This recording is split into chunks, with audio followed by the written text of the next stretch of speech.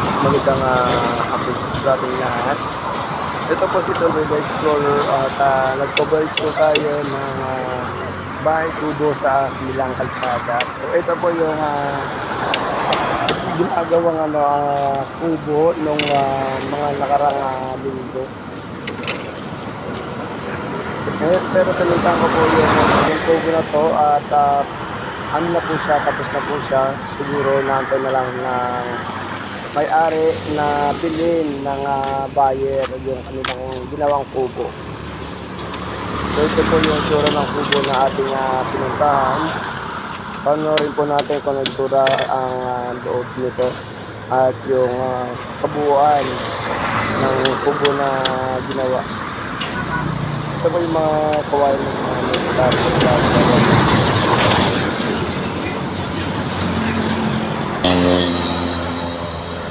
at papasok na po tayo sa kubo na kanilang ginawa at napakaganda po at napakalamig po sa loob ng kubo nito dahil gawa po ito sa kawayan.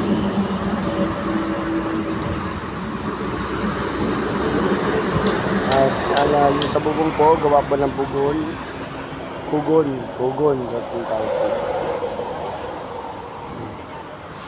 At ito na po yung sa may guest room kung saan yung mga bisita natin ay pwedeng paupuin dito.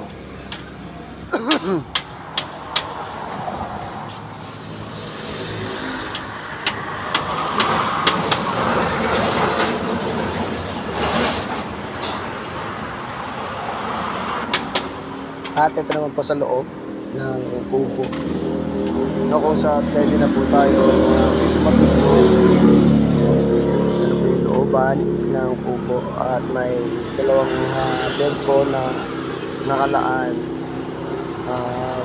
Pwede pong dalawahan sa isang bed na yan. Kung makikita nyo po, pwede po sa dalawa. Bali, apat po ang pwedeng matulog dyan.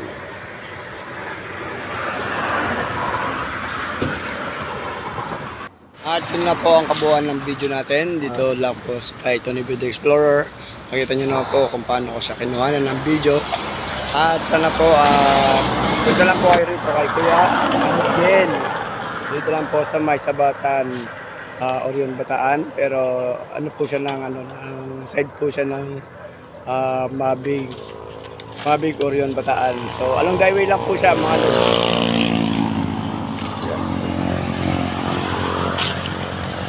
So ayun po siya sa tabing kalsada lang po.